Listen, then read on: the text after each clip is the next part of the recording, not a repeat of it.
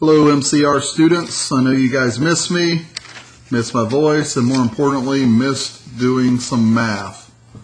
I'm going to start this off with some review, trying to keep things as basic as possible since we've got, I don't want to start a new subject with a new modality on how I'm showing you guys how to do this. So we're going to review factoring trinomials. It's probably something everybody could use a review on anyway. Remember, trinomials are in ax squared plus bx plus c form. And we're going to get right into some examples here. If I've got 2x squared plus 11x plus 15. All right, so step one would be to multiply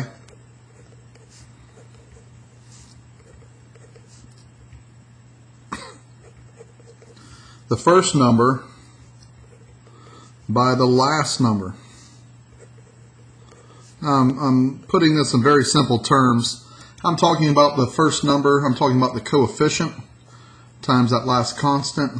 So 2 times 15 would give us 30. So then step 2 is a little more complicated to put into words. We would break apart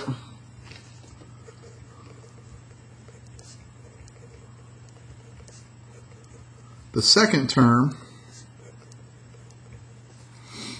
into two numbers. For this example, we break it apart into two numbers that multiply to get 30, but add to get that second term, which in this case would add to get 11. All right, so let's look at that. We did the first step. Second step, we're going to break apart this middle term. So we just rewrite the first one, and we're going to rewrite that last number, and we need to break apart 11x into two addends, meaning two numbers that add together, that would also multiply together to give us 30. So when most people see 30, they could think of 10 times 3. Of course, 10 plus 3 is 13, so that's not going to work. But two numbers that multiply together to give you 30 that also add up to 11 are going to be 6 and 5. So we'll break 11x up into 6x and 5x. So then step 3, or that third step, is going to be factor by grouping. So we will group the first part and the second part together. Make two binomials. So now I'm going to factor this. I'm going to see what I can factor out. I can take a 2 out of both terms and an x since they both have x. So I'd factor out 2x. So 2x squared divided by 2x gives us x, and 6x divided by 2x gives us 3. So then looking at the second binomial, the only thing I can pull out is a positive 5. So I'll put plus 5. So 5x divided by 5 is just x, and 15 divided by 5 is 3. So then what we look at is, remember, these two have to be the exact same. So if I had this entire polynomial, and I was going to factor something out, well, I could factor out x plus 3. So x plus 3 is my first factor, and when I factor those out, then I'm left with 2x plus 5. So the shortcut is to see that these two are the same. That's my first factor. And then the terms that are out in front are going to be my second factor. So x plus 3 and 2x plus 5 are my two factors for 2x squared plus 11x plus 15. Now we can check this by foiling it. If you remember, that means firsts, outer, inner, last. So I multiply those first terms and I get 2x squared. Multiply the outer terms, I get 5x. Multiply the inner terms, I get 6x. and then I multiply those last terms and I get 15. And when I simplify that by combining like terms, I get 2x squared plus 11x plus 15. Well, notice that's the same, that's the original example, so we're good to go. All right, so another example that we can do is 2x squared plus 13x plus 6. Now would be a good time to pause the video and work this out on your own. And when I work this out, I'm going to follow those steps. So first times last term, I get 12. What two numbers multiply together to give me 12? That will add up to 13. Well, hopefully it's real obvious and you get 12 and 1. It doesn't matter if I put 1 first or 12 first. Just like it wouldn't matter up here, I would still end up with the same exact factors. So I'm going to rewrite the first one, rewrite the last one. I'm going to break 13x up into 12x and x, because I can't just put 1. And I don't put 1x, remember, it's implied. So I'm going to factor these by grouping. I can take 2x out, and I get x plus 6. And in this case, I can't take anything out, so I just put plus 1 as a placeholder, and I get x plus 6.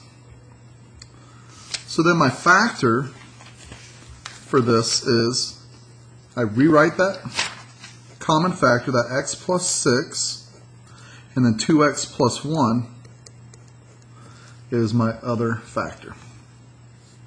So hopefully you guys pause the video, work that out on your own, and were successful.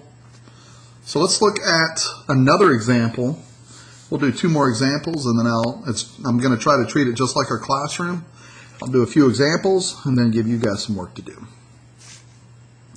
So this one that we're looking at has some negative terms inside of it. But we do this the same way. We just need to pay attention to our negatives. So 3 times negative 4 gives me negative 12.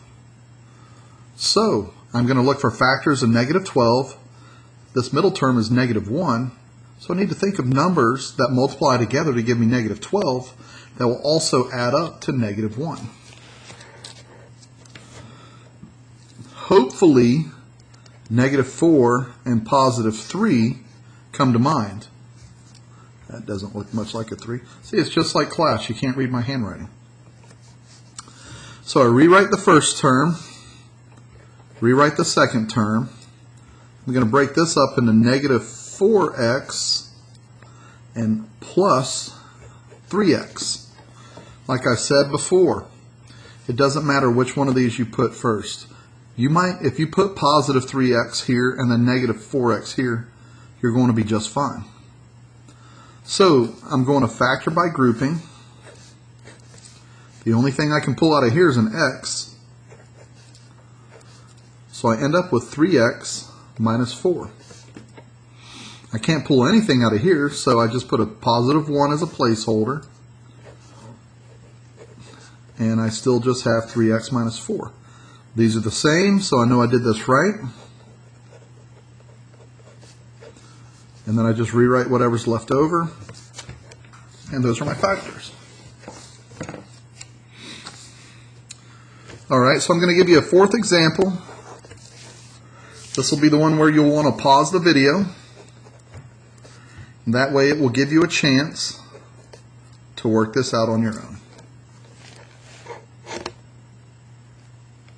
All right, so hopefully you paused it. We're going to follow the same exact rules. 4 times negative 6 gives me negative 24. When I think of numbers that add up to negative 24, and you might have to do this, okay. So I'm looking what multiplies together to give me negative 24. Well, negative 6 and 4. But when I add negative 6 and 4, I don't get positive 5. What about negative 8 and 3? Well, when I multiply those, I do get negative 24, but negative 8 plus 3 gives me negative 5. So that tells me I just need to shift that negative over to the 3.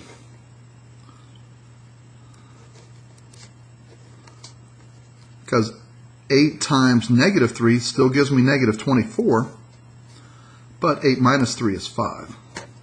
So I'm going to rewrite this first term. I'm going to break this up into positive 8x and negative 3x and rewrite that last term. We're not doing anything different from what we've been doing this whole video. So I need to factor out. I can factor out 4 and x. And I get x plus 2. And on this one, I'm going to need to factor out a negative 3. And I end up with x plus 2. Got the same factors inside. And I just rewrite what's left over here. So my answer is x plus 2 times 4x minus 3. All right, so go to Schoology, find your reviewing factoring, a review of factoring trinomials. There's probably going to be about 4 to 6 problems there. And it should be a piece of cake. If you have any problems, send me a message.